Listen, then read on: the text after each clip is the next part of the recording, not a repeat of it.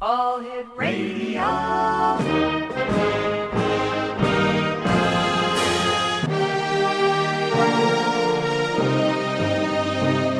Welcome to the X Zone, a place where fact is fiction and fiction is reality. Now, here's your host, Rob McConnell.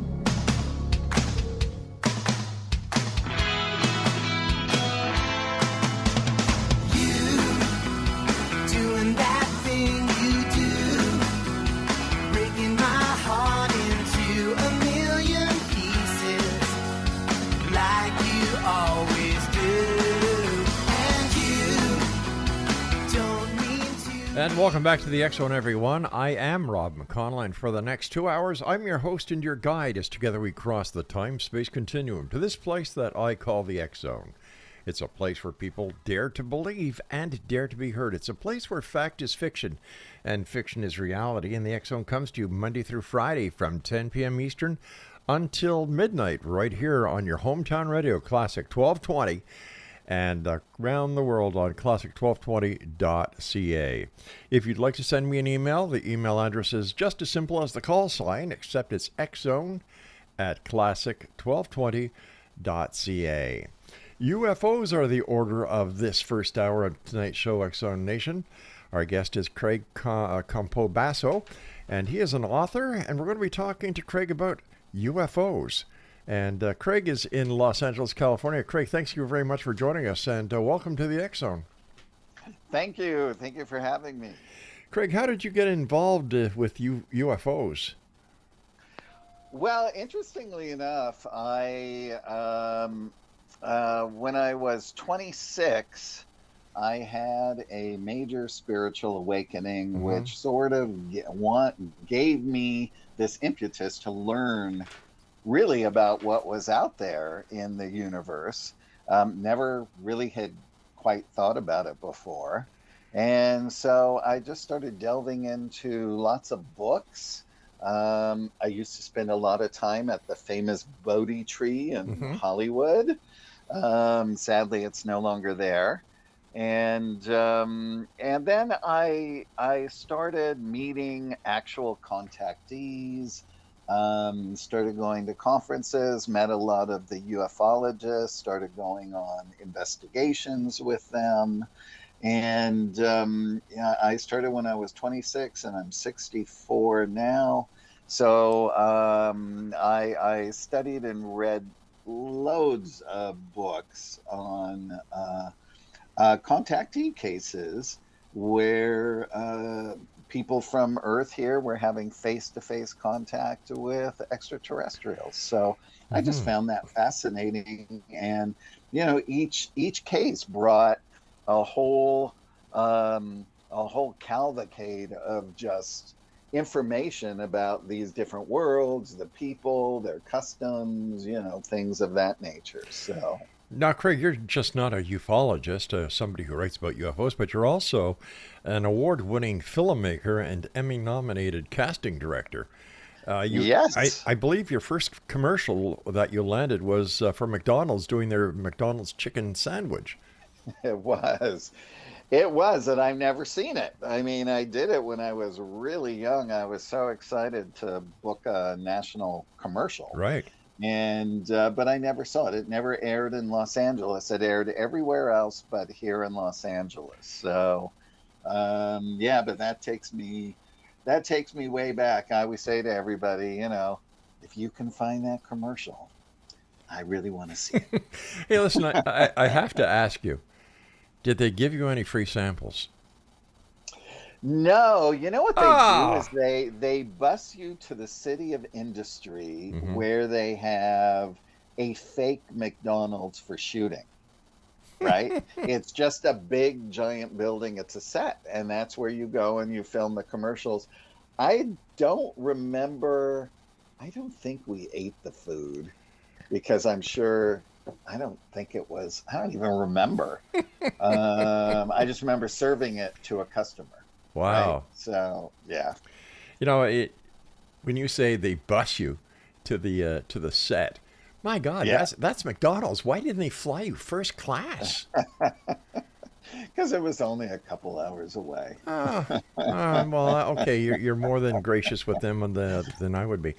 All right, listen. Do you believe that there is in fact a UFO cover-up? That there is a truth embargo perpetrated and carried out by the government when it comes to UFOs?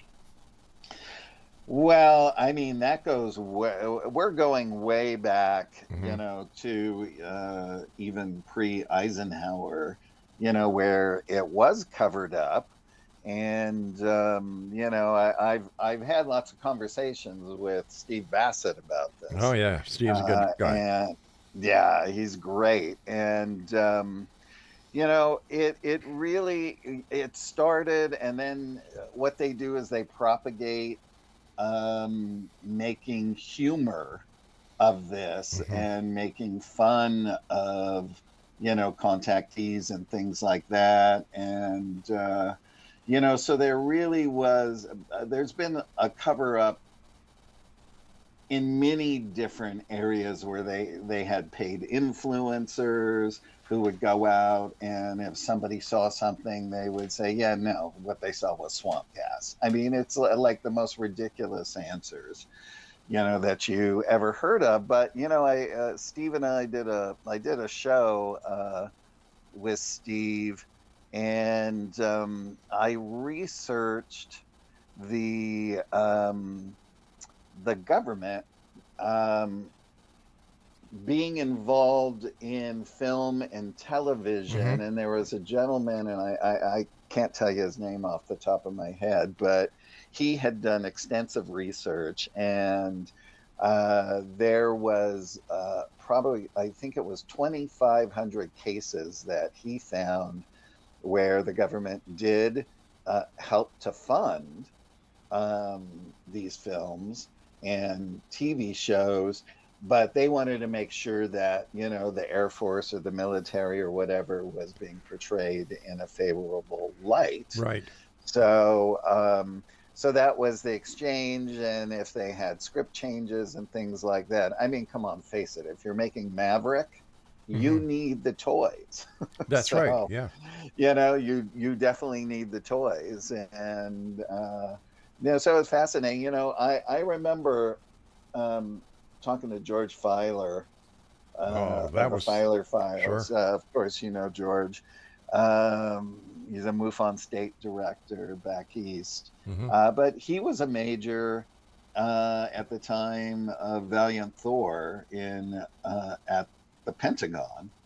And he told me once, he said, I was on an airplane and I sat next to Michael Rennie, who played Klaatu. Oh, that's right. Day the Earth Stood Still. Yeah. And he said, and he told me that the U.S. government funded the film because they wanted to see what the world's reaction would be to a human extraterrestrial visiting Earth. Wow. And I thought that very fascinating because, Valiant Thor came but I think that was released in 52 or 53, and Valiant Thor came in 57, March 16th.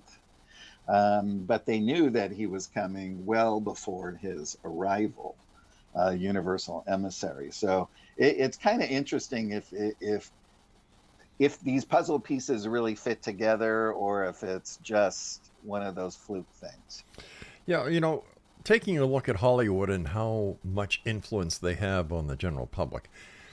When we talk about UFO movies, just like The Day the Earth Stood Still and many others, as well as the radio show with Orson Welles, right. I have to wonder, what was the premise behind Capricorn 1? Was this an actual portrayal of what really happened on the moon, that, like some believe, the Americas never went to the moon, Neil Armstrong never walked on the moon? Was this a possible way of them kind of saying, well, you know what, we really didn't do it, but we had good reasons for doing it, but not doing it? Right. Or again, is it just propaganda to confuse people? I mean, we just don't know, honestly. But I will tell you that Bill Tompkins, who, oh God, I think he worked on the Saturn V. He was with TRW. He helped build a lot of the rocket ships and stuff. He said that when he was working there, that he worked with Nordics from other planets, Right. with him for 4 years, and that he was actually watching the moon landing from the TRW satellite right there, and he said he witnessed everything, which some stuff was pretty amazing that he witnessed, but he said that the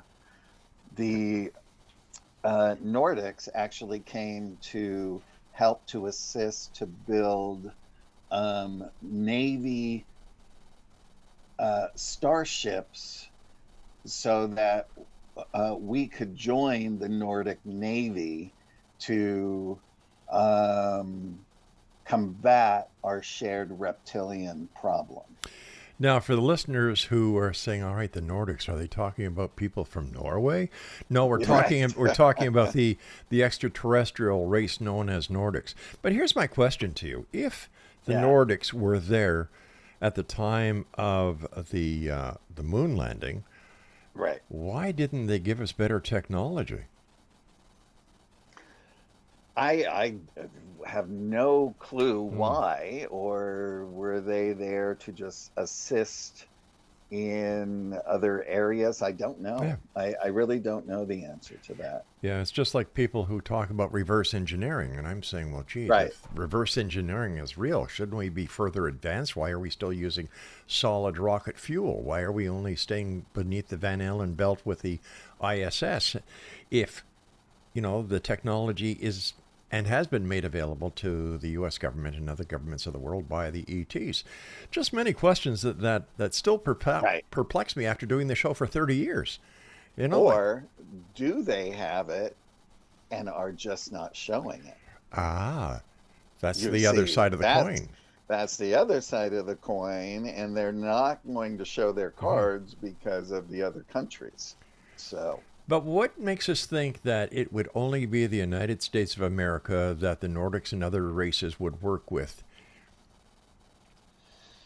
Well, I think it would just boil down to what would be best for humanity in that moment. Okay. I would assume that they would be working with other nations as well, right?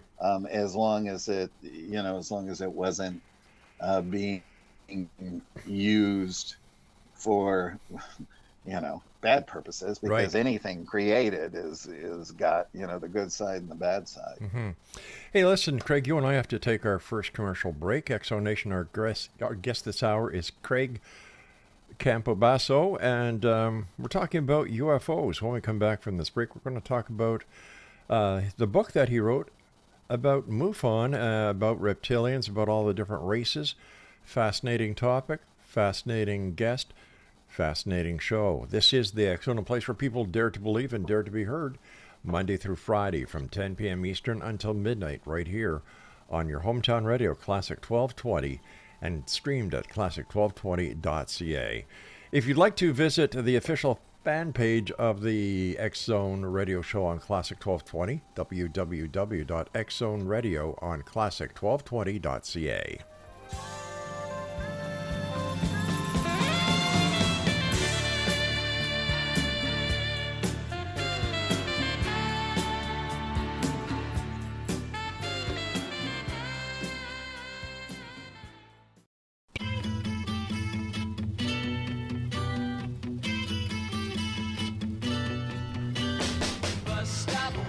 She's there, I say, please share my umbrella.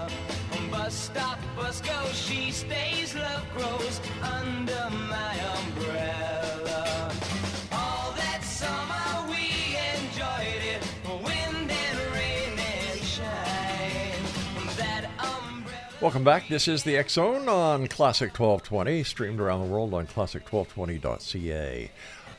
We're talking about UFOs this hour. Our guest is Craig Campobasso. That's a mouthful to say sometimes.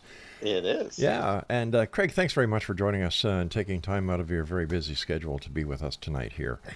Absolutely. Let's talk about your books. UFO Hotspots. Right. Now, this is a MUFON book, the Mutual the Mutual UFO Network. How did this book come to be about, and are you a member of MUFON? Well, the book came to be is I had written a prior book for MUFON called The Extraterrestrial Species Almanac, The Ultimate Guide to Greys, Reptilians, Hybrids, and Nordics. So they wanted me to do a follow-up book right away, and they already had the idea. Back then, they were calling it the UFO Bucket List, which what they did is the head of MUFON sent out to all the state directors to nominate their favorite UFO hotspots. And so I compiled all of those. I added a few of my own. And then I went in and delved into the stories working with MUFON state directors, past and present, and MUFON researchers. So you get the whole story there, but then you also get the story of what MUFON's findings were, or what Project Blue Book's actual findings were back then. Some cases, of course, J. Allen Hynek was involved in. So we would have that. Interestingly enough, my biological father was also in Project Blue Book. Wow. Yeah. So, and I only found that information out while I was writing the ET Species Almanac in 2019. And, and I just thought it was interesting that here he's working for the Air Force, study on UFOs, and that started in 52 and was decommissioned in 1970. And they investigated over 11,000 sightings, and its main study literally was to determine if UFOs were a threat to national security and to scientifically analyze UFO data. And now here I'm writing books for MUFON, which is a U.S.-based nonprofit comprised of civilian volunteers who study reported UFO sightings. So it's, I never knew my biological father. I came in to finally finding out that he had passed in 2006. But I'm now very much connected to his family. I've retrieved all of his military records, and it's just so fascinating that we are literally living mirror lifetimes, just in different decades. Let me ask you this question. If the people at Project Blue Book, the investigators, had the technology that we have today, do you think that the outcome of the investigations would have been different? Well, I mean, if you really read the Hynek's book for Project Blue Book, is really they weren't trying to prove that these things were real. They were just trying to push it to the side, right? I mean, if you really get into it. So, technology, did some of them see it? I don't know. I don't know about MUFON. I mean, if anybody went out and saw anything in a MUFON investigation, that kind of thing. I mean, I've certainly seen craft in the sky and that kind of thing, but really you need night vision binoculars to see them, because they trek across the sky extremely fast. Do you believe, based on the research that you've done and the people that you've had the opportunity of speaking to, that UFOs and the ETs that interact with humanity are a threat to national security? I believe that there are in all of my research that there are well more benevolent ET races than there are malevolent. So I would say we would have a handful, but people really want to concentrate on the negative ones because they're terrified of them, and Right. and they kind of want to know more.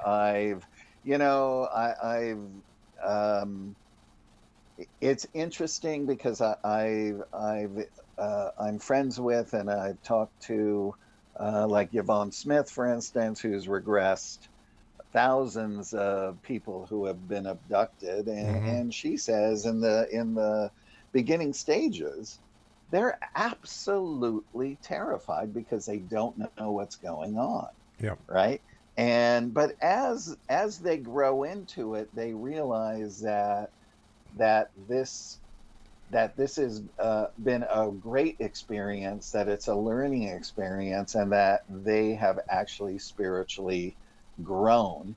There's been cases where there's been abductions by insectoids, right? There's a whole case called the Allagash abductions. And some of those guys many years later came away with large gifts, right? You know, somebody might all of a sudden just be proficient in ancient history or things of that nature. Or you take Calvin Parker, from the Pascagoula incident, who was like, I mean, I've met Calvin so many times over the years and talked to him because, I did put the Pascagoula incident in the UFO hotspots. And I mean, his experience with this evil female alien was so horrific that he will not speak about what she did to him. It was that horrific. If I'm not mistaken, Calvin just passed away.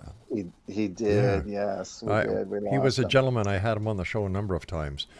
And he was one of the true gentlemen who, when you talk to him, you could hear the sincerity and the credibility in his voice.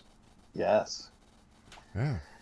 Yeah, I mean, it's no doubt when you see these people recounting them, because I'm in the film business as well, and people know I'm into this. I mean, I've had famous actors tell me, one actor told me that they woke up and they went into their daughter's room and there was a gray alien in there trying to pull her out through the thing and out through the wall, and that she grabbed her daughter's hand and they were struggling, and she said, "You are not taking my daughter." And I had another one who is quite a large agent who represented a lot of famous people, and he told me that he would wake up in the middle of the night, and if he opened his eye, there'd be a gray, literally nose to nose with its eyes looking into his. Wow. And he literally flipped out. I mean, he would be crying when he told me, and he said, "That's why I stay out late every night, so that I don't get home till 1 or 2 in the morning, because I'm so tired. I go to sleep and I will not wake up until early morning." Why do you think these grays are taking such attention in these people? For example, the gentleman that you were just talking about, who's the agent who wakes up and he's face to face with a gray. If he is asleep or if he is awake, what would the difference be to the gray? Well, when your eyes are open, they can perform telepathic hypnosis on you, which renders you into a state being under their control. Even Travis Walton had that, but he broke out of it when he was on the ship, because there were two grays. But now Calvin realizes much later, I mean, if you wake up and you see that, you're going to freak out no matter what, right? Sure. And he was able to get up and throw things at them, and they went running out of the room. And then at a certain point, a Nordic type being came in, never spoke to him, but guided him out of where he was through a giant hangar into another section of this craft. And you know, why they had him on the ship, they were healing him because he suspected he got so much radiation from being outside when the ship was where he was abducted. And it threw him and it knocked him out. Now, are we talking about Travis Walton or Calvin Parker Yes. here? No, Travis Walton. Yeah. Well, Travis Walton. The Travis Walton case is fascinating because now Rogers is disputing the entire case. He says it never happened. Well, so who do we believe? From what I understand, is they all don't get along. And I would tend to believe, from all of the evidence and everything. Have you ever had Jennifer Stein on? Oh, I sure have. Yes. Yeah, Jen's a friend of mine as well. She's a sweetheart. And yeah, she's a sweetheart. And there's always been contention between all of the boys. And you know, Travis is the one that got all the attention. Yeah. And so are there jealousies there, or they're this, or they're that? You know, they're like a family unit. They're all going to fight. But I believe the story. There's just too much evidence and everything that's gone on. But even Travis failed a lie detector test on TV with Michael Shermer. Yeah, but he's also passed. All right. So I think he's passed something like 6 or 7 of them. I forget. Jen told me. I put it actually in the book of the ones that he passed and didn't. But all it takes is one to fail that ruins the credibility of the other 6. Well, this is true. Yeah. This is true. And, you know, also I remember, and I'm not going to be able to find it in the book, but there were other surrounding circumstances around the one that he failed. And, you know, because Jen gave me every bit of detail when I put that story in the book. And so people can read all about that, because this has all the updated information, even on the Travis Walton story. Hey, Craig, we have to take a break. Please stand by. ExoNation, we're going to come back on the other side of this fast break with Craig and discuss further about UFOs, alien abductions, and the different types of alien races that apparently are here on this planet right now, interacting with us. Mind you, I've met a lot of people here in St. Catharines that I think are totally out of this world, but that's another show. We'll be back on the other side of this break, ExoNation, as we continue coming to you from around the world from our broadcast center and studios in St. Catharines on Classic 1220 and classic1220.ca.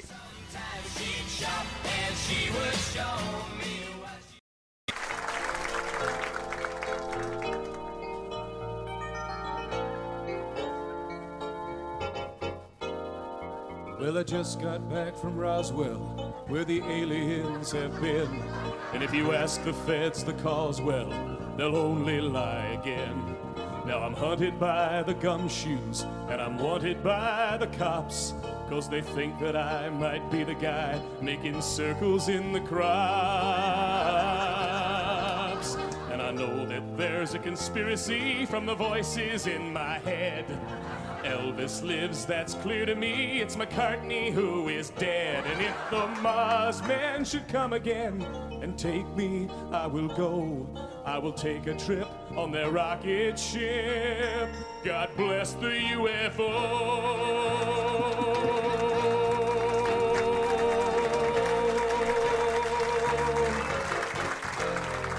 Give JFK okay, this message, it's the Cuban Army's fault.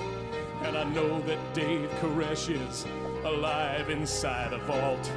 We've seen reports in papers of a guy who knows about a car that runs on chewing gum, but the Arabs rubbed him out.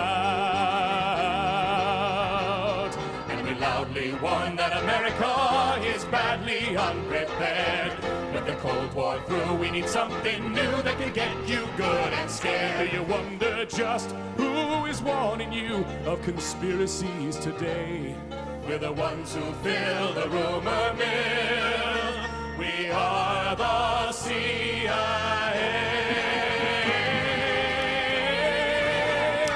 And welcome back, everyone. It's nice to hear a Gus chuckling when I play that song.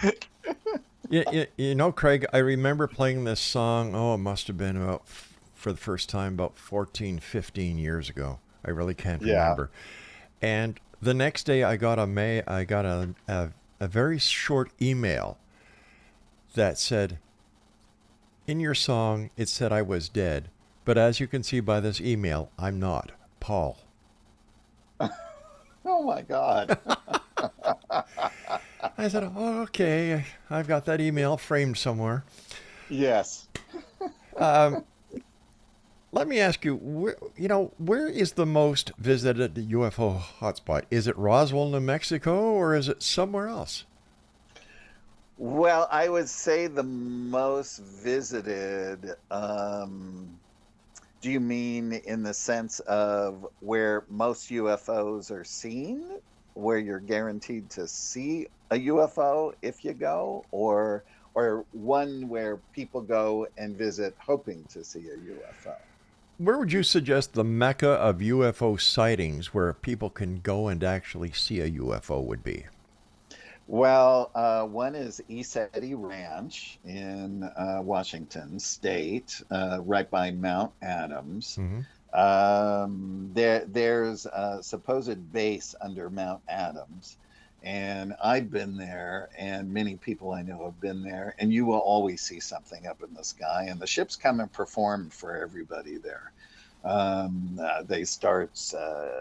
They'll take a laser pointer and they'll point it up to the sky, and then everyone concentrates and says power up, and then all of a sudden all the lights start going big and bright, and they'll say move to the left, move to the right, and they literally do this on cue. And the other place is in Sedona as well, and also out at Giant Rock and the Integratron, which are synonymous with George Van Tassel. I would have thought that with all the attention from Close Encounters of the Third Kind, that Devil's Peak would be one of the places where people would go to try and actually see what was obviously a Hollywood portrayal of what, a Final Contact might look like.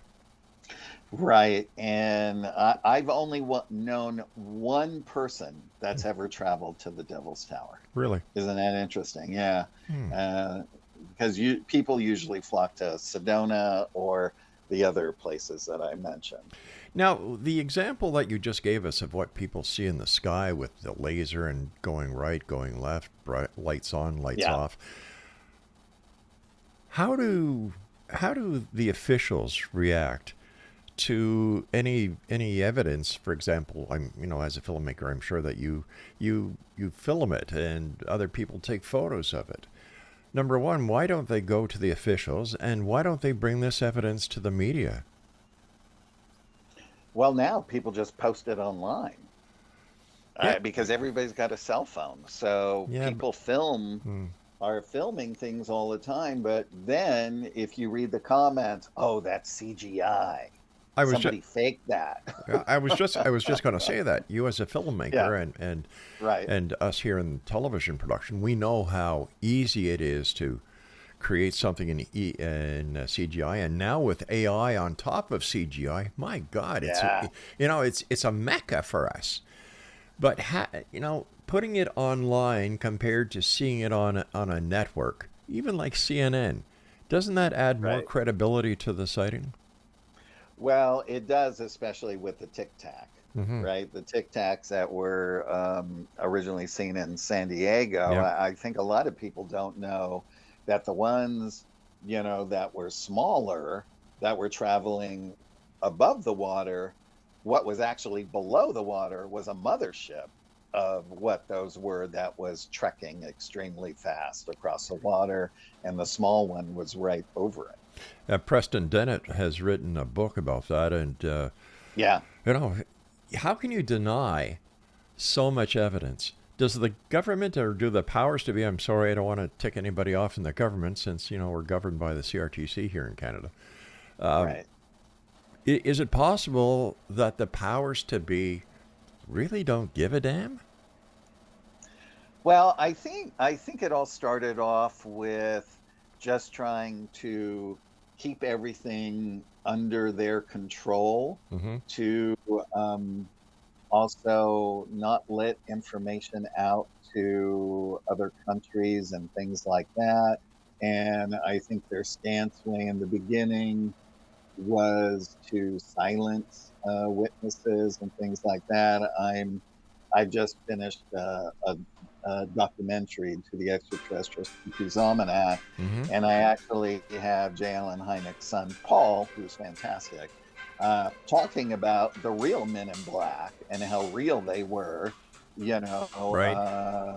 and what his father said thought they were and said they were. So I think it was all interesting like that back Mm-hmm. then, but now, people, I think, currently in positions of power, the thing is, they can't really come out and say it. Right. I know some countries have. I understand their reasoning, but now it's in the hands of the people. Everyone's got a camera, and everyone is so fascinated with just wanting to Mhm. know What the what's truth out is. there. Yeah. What is it? What's the possibility? That's why the ET Species Almanac is a bestseller, because it gives you an overview, it gives you a thumbnail review Mm-hmm. of what these races are, and and these races really come from contactee stories that I put in the book, of people who did have face-to-face contact with these extraterrestrials as well. Now, recently there have been the congressional hearings on the Tic Tacs, on the UFOs, now called UAPs. People like Steve Bassett, who comes on the show regularly, is one of the hardest people that I've ever had the pleasure of meeting when it comes to trying to get the truth out there. Yes. But when you talk about John Q. Public, everybody gets so excited that finally we're going to get answers. The congressional hearing is there. Congress is paying attention. They bring 3 witnesses in front. The information has to go behind closed doors because it's classified. The public is no further ahead. 1 or 2 weeks later, bang, the story's dead. Right. And forgotten. Yeah. And absolutely forgotten. And I think at this point, more people believe that there's life out there in the universe. I mean, come on. Like, the creation just created Earth with a bunch of dualistic people who can't get along.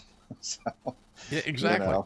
that's how I look at it. And I think most of the population believes that as well. But there are so many people, because I write these books, I get emails every day of people are having contact with extraterrestrials, ships that they're seeing, and just different types of things. I mean, I was at Contact in the Desert last year, and there was a man and a woman there that everyone knew was not from this planet. Everyone was like, oh my, you looked at them and your body went into chills, right? They looked human, but they looked not human, right? And I remembered seeing them walking, and I was just like, yeah, they're just definitely, you just knew in your bones, right? And everyone was talking about it. That's why it's fun to go to the conferences, because you never know what you're going to see. Or who you're going to see. or who you're going to see. Mind you, Absolutely. I must tell you, I've gone to conferences in the past, and you see some very strange sights there. And I think it's the strangest sights that puts the rest of society on the part of, whoa, do I need to wear tin foil? You know, because there's a lot of strange people out there who I think take the ET experience or the UFO genre to fulfill a need in their own little world. And these people, in my opinion, some of them have never had an encounter, but it gives them some sense of being. You're absolutely right. A lot of people actually delve really deep into it, and it gives themselves a sense of purpose and that type of thing. But I've also seen some of them go so far that that they themselves become a joke to other people, because they've changed their name to something weird, and that's how they're living their existence, or different things like that. Not that that's a bad thing. It just, this world compartmentalizes everything. And, one of the last ones I was at, there was somebody screaming all this weird stuff over a girl who was laying on the ground, and I thought something had happened to her, and I ran outside, and somebody was like, "Oh no, he's healing her." I'm like, "Well, he's screaming at her. How is that healing?" Well, I guess it's the same way that these ghost investigators who go into supposedly haunted locations and scream and curse at the ghosts. I don't understand it myself, but hey, what do I know? I'm only in this media business. We don't understand anything here, do we? I know. And I don't think you want to provoke a ghost if it's a bad ghost, because you don't want it to follow you home. Hey, listen, do you know what happens if you don't pay the exorcist? What? You get repossessed. I'm sorry. By the way, that's a movie called Repossessed. Really? A comedy on The Exorcist called Repossessed. I think Leslie Nielsen was in it. Oh, he was great. Yeah, he was really good. He was great. I had the pleasure of meeting him at CHCH TV when he was there, and we got in the elevator. I didn't know he was going to be there. I was doing something for the X Zone, and we're in the elevator. We're going up, and he's got his little fart machine with him. I know. I was just going to ask you, did you hear his fart machine? Oh, I sure did. And he just kind of keeps on looking, and he's real. He was real. And speaking about real, you and I have to take a break. It's our final break, X Zone Nation. Okay. Craig and I will be back on the other side as we wrap up this first hour on tonight's edition of the X Zone with yours truly, Rob McConnell, from our broadcast center and studios in St. Catharines, Ontario, Canada, where there's not very much UFO activity. Right here on Classic 1220. Don't go away.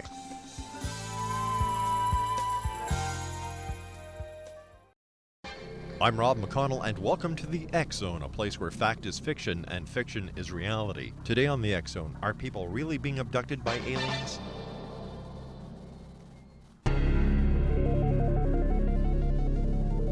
Are people really being abducted by aliens?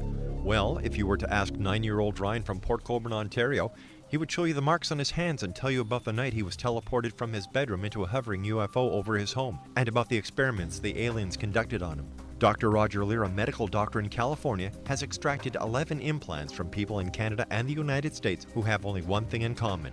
They have all had encounters with UFOs. 70% of all Americans believe they have seen a UFO. 40% of them believe they have been abducted. Maybe ET never went home. Join me, Rob McConnell, for another story from the world of the paranormal and the science of parapsychology when next we meet in the X Zone, the place where people dare to believe and dare to be heard.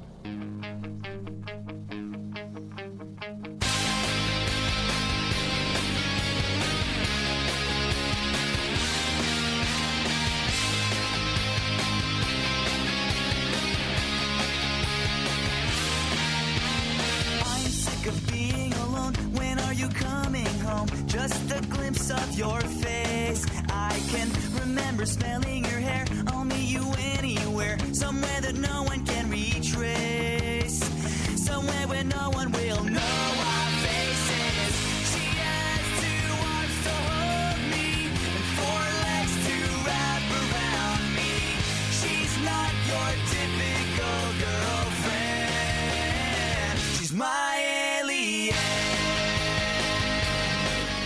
And welcome back. This is the X-Zone. This is the final segment of our first hour tonight here.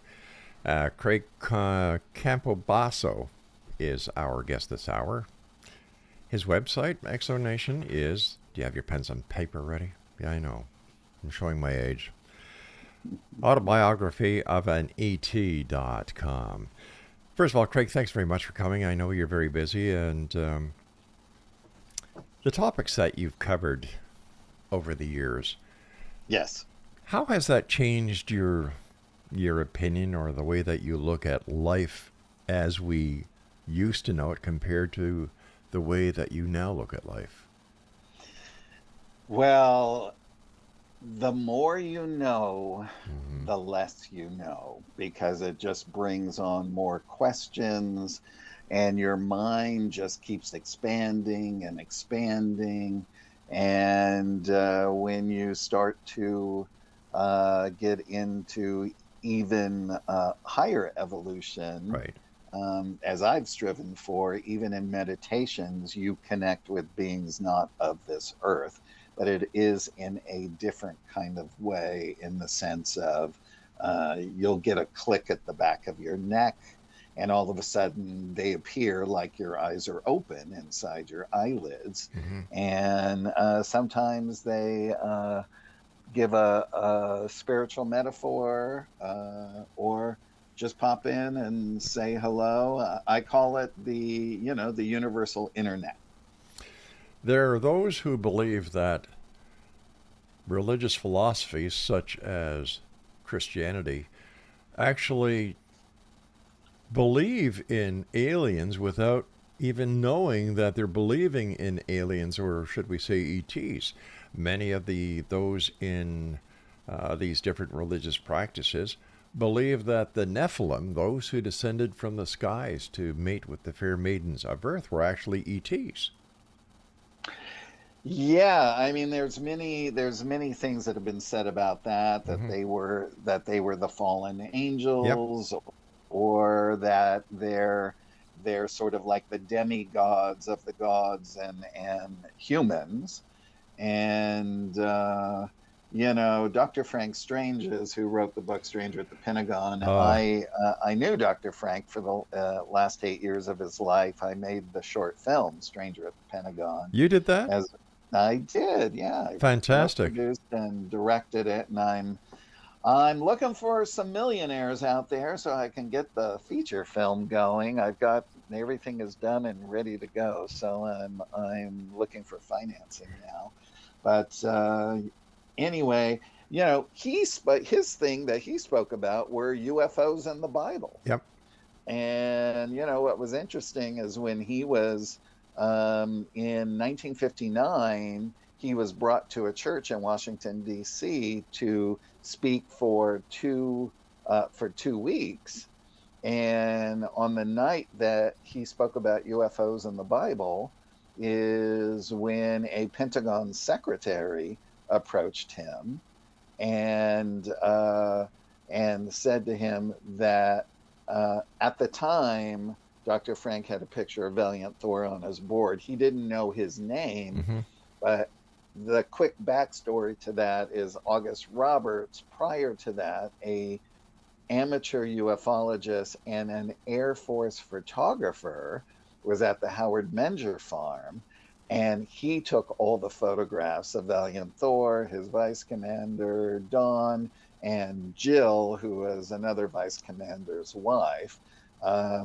They were there for a Howard Menger was meeting with all kinds of humans throughout our galaxy at the time, and they would give him a special handshake to show who they were. And this Valiant Thor and them did give him the handshake. So Dr. Frank would just tell this story, and he would have the ships that Menger took and also Adamski took, and he would just sort of tell the stories and that kind of thing. So this woman approached him afterwards, showed him her Pentagon badge, pointed to the picture and said, "He wants to meet with you." And she picked him up at his hotel the next morning, brought him to the Pentagon, and is where he first met Valiant Thor.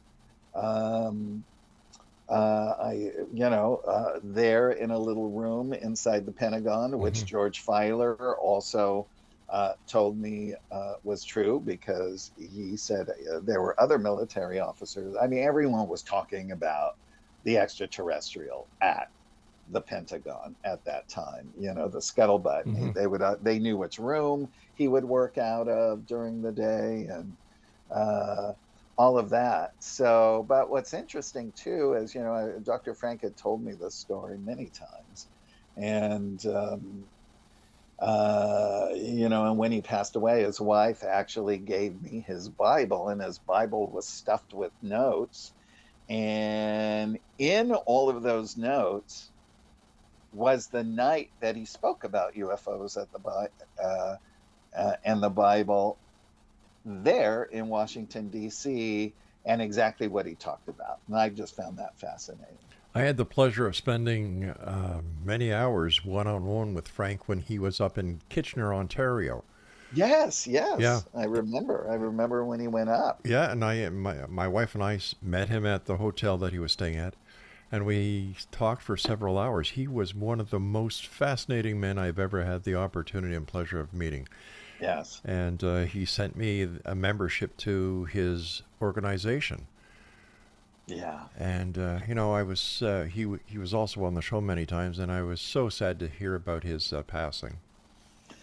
Yes, I mean, it was sort of kismet that we met, because he sort of handed the baton over to me to keep it going. And I did make the short film to actually use as a tool for backers to see, look, this is what it is. Like, it could look like in a small scale, and then, think about what we can do if we had the money and all of that. I mean, that little short film, I had over 90 visual effects. Wow. So, they weren't George Lucas level, but they were just fine for what the short film was. And to get that idea out, and it actually brought more awareness to it. There's now over 30 books written by Valiant Thor on Amazon, which are not written by Valiant Thor. It's just funny how all these things, as people always come up to me, oh, I've read all of Valiant Thor's books. I said, he never wrote a book. Don't believe it. Those are all Gray Barker books from back in the 50s. When you look back in time and look at the first contactees like George Adamski, and when the first sighting by Kenneth Arnold, what do you think? How do you feel? Well, I mean, the real birthplace of ufology is Giant Rock, and then years later the Integratron, because Giant Rock was where George Van Tassel, who worked for Howard Hughes and McDonnell Douglas, he wanted to he knew the guy that used to run Giant Rock Airport, and the guy dynamited a big hole under Giant Rock, and he lived down there. And after he passed away, George wanted a spiritual life out in the desert, so he took his wife and 2 daughters. They went and lived there, and he began meditating. Then all of a sudden he started channeling beings not of this earth. And then within a year later, he actually had his first contact with a being who called himself Salganda, and he got a tour of his ship, and he ultimately gave him the blueprints to build a building called the Integratron, which he explained he was, I think, around 600 years old at that time. And he said, so, you could get at least 10,000 people through it. They just need to walk through one door on the bottom, out the other door on the other side. All of their cells will be rejuvenated. This is how you prolong life, and this is how you stay young and healthy. And so anyway, he began to build that, and then he actually had to raise money to do it. Howard Hughes gave him 20 grand to start. But so he started having all of the UFO conventions out there. Adamski would go talk. Dr. Frank actually emceed all of them. And so all the contactees were out there. And at a certain point, it grew to 10,000 people out in the desert. Yeah. So those are great. That's the very first chapter in UFO Hotspot, Giant Rock and the Integratron. I know the three sisters that own it now, and they gave me carte blanche into the Integratron archives. But I also had another great thing up my sleeve, is I have one of the original people who was there with George in the beginning when he was channeling, and she's still alive today. And also for the Bradshaw Ranch section in just outside of Sedona, I also had a woman who actually worked at the ranch during its heyday, who had originally told me all the stories of reptilians and greys and Sasquatch and UFOs and alien abductions, and I mean everything that was happening on the ranch. And then later I hooked up with an investigator who was there for 4 years investigating with Linda Bradshaw, Tom Dongo. So you really are getting a stretch of just all of this, unique information in a lot of these places that, a lot of people never heard of the Bradshaw Ranch. Craig, unfortunately, the time has come when you and I must say so long. I do want to thank you. Yeah, well, Craig, we're going to have you back on because you and I still have so much to talk about. And thank you very much for talking about Dr. Frank Stranges. I highly respected him, and it was nice to have those memories come back and speak to somebody else who understands the value that the man brought to this planet. Yes, a lot. Thank you so much for joining us, Craig. And Exo Nation, if you'd like to find out more about our guest, Autobiography of an ET.com. I'll be back on the other side of the short break as the X Zone continues with yours truly, Rob McConnell, from our broadcast center in St. Catharines, Ontario on Classic 1220 and streamed on classic1220.ca.